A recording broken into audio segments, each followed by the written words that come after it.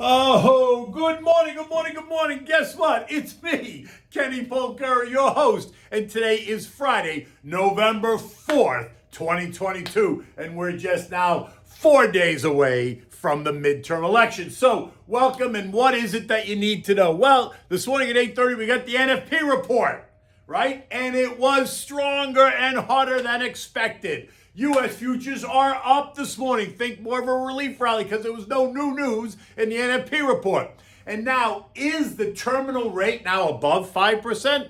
Oh, yes, it is. And my guess, it's somewhere between 5 and 5.25%, and may likely even go higher. CPI and PPI are due out next week, 2 days after the midterm elections. Shorter duration bonds are now yielding close to 4.75%. So think 1 year and 2 years. And what do we have for dinner tonight? Well, it is Thanksgiving. We're going to have the deep fried turkey. So the hysteria created on Wednesday was a bit muted yesterday, right? While stocks started out weaker, they did find buyers earlier in the morning and attempted to rally a bit, only to come under pressure again as the algos continue to hammer them. And while there are plenty of buyers out there, they are not the kind of buyers that need to be or want to be aggressive. There's no reason to be. They're just responding to the tone and the anxiety set by the sellers. If the sellers don't quit, the sellers keep hammering, then the buyers are just going to move back, right? They're going to move lower. At some point, though, demand will equal supply and we will find stability. NASDAQ and high growth names, as you might expect, continue to get clobbered.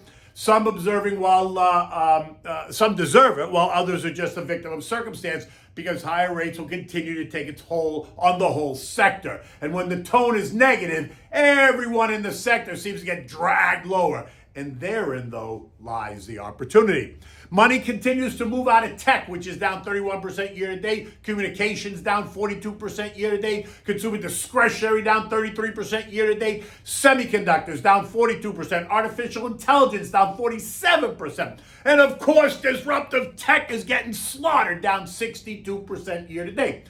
Toss in housing, which is down 35%. Retail is down 32%. And airlines down nearly 19%.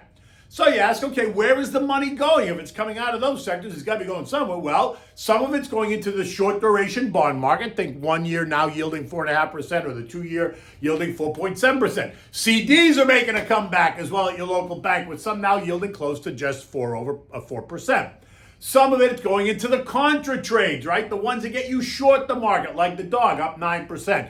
SH up 22% year to date. PSQ up 40% year to date. And hedge, HDGE up 29% year to date. And while these are good hedging type trades, they are not long-term holds at all. They are used to strategically help to offset losses seen in your long portfolio.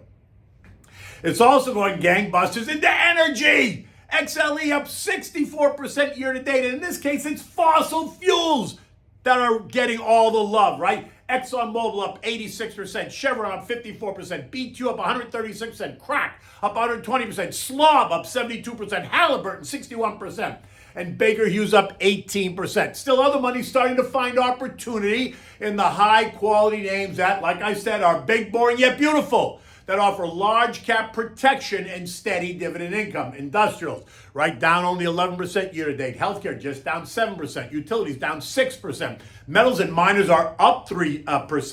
Financials are down 14%, and they're trying to make a comeback as well. Basic materials, though, are pretty much still on the fence at down 19%. In JJ's Wednesday speech, well, it's clear rates will continue to move up. Doesn't make a difference if it's 75, it's 50, it's 25, they are going higher. Remember, JJ made it very clear that over-tightening may be less costly than doing too little. This morning, Fed Fund futures are now pricing in a terminal rate of 5.14% by the summer of 23.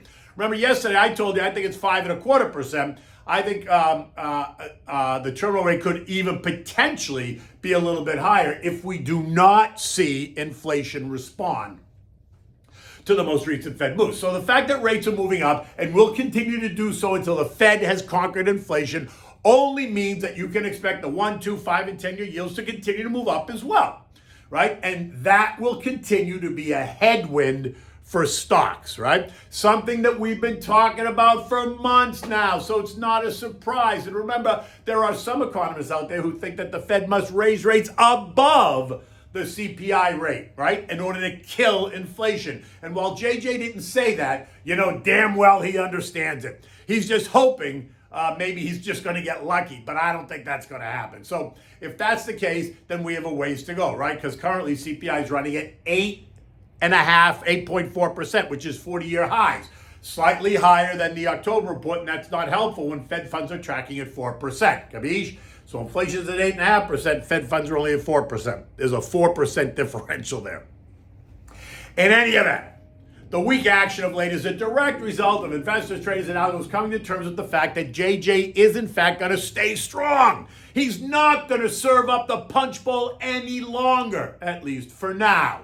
And while this action has been bad for stocks and bond prices, it has supercharged yields that investors can now get in the bond market, allowing some investors to sleep better at night. As I said above, the 2 years yielding 4.7%, the highest level in 15 years. In hindsight, earning 4.7% is better than losing your shirt, even if it's only for a short while. So you do see some money moving out into that shorter duration. And today's NFP report was going to be the next data point for investors and algos to consider. You see, if we got a stronger report than what we're expecting, then that pins JJ up against the wall even more. Because what JJ wants to see is a deteriorating jobs climate, not a robust and healthy one. I know that sounds opposite of what you think or expect, but in this case, JJ is trying to force the economy into a recession. And as long as employment and the employment report remains strong, then he is not successful. You see, he needs to break it in order to fix it. Capiche? Okay, so what happened? Well, the expectation is for us to have created or restored 200,000 jobs. In fact, the number was 260.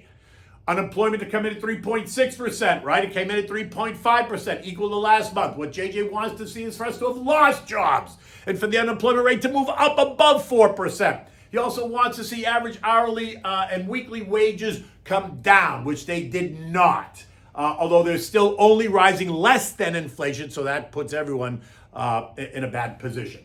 Now look, if he sees all that, then that just means that his recent interest rate hikes are beginning to work. Right, work their way through the economy. If not, then you can bet the 75 basis point December conversation is alive and well. And so it's back on the table. Next week is going to get us another clue on the rate of inflation. We're going to get both the CPI and the PPI and expect it to be up again over last month, which speaks to why JJ's not backing down.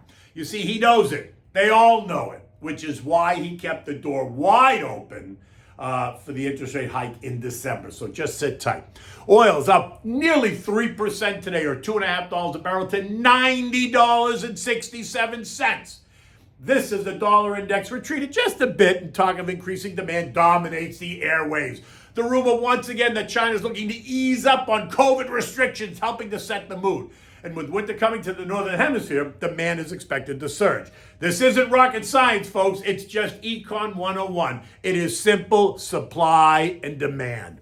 Oil is now above all three trend lines, right? Those resistance levels. It could likely rally to the late August highs of $95 a barrel. If not, and it kind of runs into resistance, there is plenty of support at 85. So right now the range is 85.95.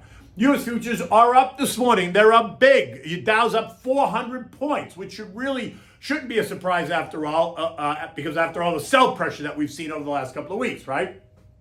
So you get the Dow up nearly 400 points. The S&P's up 25 points. The Nasdaq's up 110 points. The Russell's up 12 points. All as we await, well, the sun's already risen, right? And we already got the BLS Eco data, so that's what's getting it off, right? Stocks in Hong Kong and China surge, rising 5.3 and 3.3% respectively. It's rumors that Gigi is trying to ease up on the zero COVID policy. Remember, this was a rumor earlier in the week that was immediately denied by the ruling party. But here it is again, another unverified social media post to remind you I take everything that comes out of China with a grain of salt, which is why I don't invest any money in the region at all. It's just too volatile. The rules can change on a dime with little to no warning. In my mind, there are plenty of other places for your money to go to be invested that doesn't include China. In Europe, markets across the region are up, right? Gas and electricity prices are up. They jumped again after France warned of more trouble surrounding their nuclear capabilities, adding pressure to the energy markets. And this is winter approaches, right? We already talked about that. In addition, Europe's waiting for the final Eurozone PMI data today. Earlier this morning at 6 o'clock when I wrote this note, the markets were up better than 1% right across the region. And the midterms are only 4 days away. Now, the S&P closed at 37.19 yesterday, down 40 points, right? Could we see us test the October lows again at 34.90? Sure, possibly, depending on what the NFP, the CPI, and the PPI reports reveal. I think cooler heads will prevail and that investors have priced this in already, the higher prices, higher inflation, and what the Fed's going to do. But I could be wrong. Let's just see how the algos reacted. Today, they're reacting positively, right? But I think that's a little bit of an oversold condition. Okay, so you know me, it's the same, right? Sit tight if you're the long-term investor. If you're a day trader, go wild. Take advantage of the dollar cost averaging if you're a long-term trader. Take advantage of dividend reinvestment programs. Move money into more stable investments if it helps you sleep better at night, like the 1-year or 2-year note if it gives you some comfort. Stick with the big boring names, right? The stuff that people need. You know what it is. Consumer staples, industrials, energy, healthcare. Maintain your holdings in tech and communications, but just keep them underweight. Although I can't help it when they're backing off Apple and Amazon, I gotta add to them because it's like almost stupid, right? Okay, so what do we have? We're having deep fried turkey. Thanksgiving is coming. If you've never done a deep fried turkey, you should try it because it's very good, right?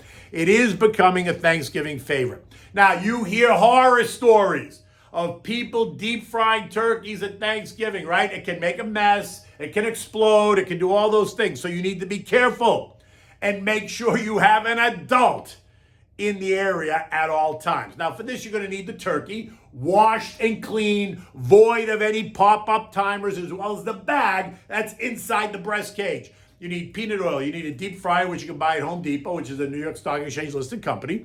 You need poultry seasoning, or you can make your own. Right? First, you're going to need to determine the amount of oil that you need in the pot. So you do this by placing the turkey in the pot and adding water until the turkey is completely covered, plus about 1 inch or 2, right? You got to cover the turkey. So there still needs to be some room between the top of the water and the top of the pot, right? Make sure that there's room there. Don't bring it right to the brim, right? If it's a close call, then you either get a bigger pot or a smaller turkey. Now, remove the turkey, and whatever's left in the pot is the amount of oil you are going to need, right? So that makes it relatively simple. On the day that on Thanksgiving Day, after you've washed and cleaned the turkey, let it air dry, or you could use a paper towel to dry it a bit. But it's got to be really dry, right? It's got to be dry. Do not put a wet turkey in the hot oil. Not a good idea. Now you want to season the turkey, place the turkey lifter, place the turkey on the turkey lifter that comes with the pot. The turkey should be at room temperature. Don't put an ice cold turkey in the hot oil, right? Use the syringe that comes with it to pump melted butter into the breast and thighs and legs, or if you prefer, you could use like an Italian salad dressing to pump into the turkey meat, right? Think of it almost like a Botox treatment, which makes it more fun. Anyway, set up your fryer outside, away from the house and away from the kids. Don't put it on a wooden deck. Do it in your driveway. Dry the pot. Right now, fill it with the appropriate amount of peanut oil that you need. Turn it on. Bring it to the temperature of 375 degrees. You really need a good thermometer so that you can get the temperature right. Right. When it's right, you slowly lower the turkey into the pot of very hot oil. It'll start to sizzle. It'll splatter a little bit. That's why make sure you got gloves on, big rubber gloves, and you stand back and you have anyone near it when you're putting it in there. Drop it all the way in until it gets all the way in and cover it, then let it sit there. Now, once the turkey's in the oil, you're going to turn the heat up because you're going to maintain a temperature of about 350 degrees. A deep fried turkey cooks at the rate of about 3 to 3.5 minutes per pound. So a 10-pound turkey is going to take you anywhere from 30 to 35 minutes, right? 20-pound turkey is going to take you an hour. Now, turn off the heat when done and slowly remove the turkey from the oil. Let the turkey drain a little bit. right? Well, hold it above the pot so that the oil drains out. And now take it in the house, carve it, and enjoy it. You're going to be amazed at how not greasy or not oily it is. Rather, it's crisp and juicy and delicious, and it tastes very different. Now, when you serve it on the table, you're going to put all the stuff on the side. You're going to have stuffing. You're going to have your vegetables, your peas, your mushrooms, your mashed potatoes, maybe a sweet potato pie. You're going to have stuffed Cuban peppers that I gave you last week. You might have mushrooms. You have a range of side dishes, and don't forget the cornbread. You need cornbread at Thanksgiving, and you can make a honey cornbread. I'll give that one to you next week. In any event, the day has begun. The market is higher. Everything seems to be good. Until Monday, take good care.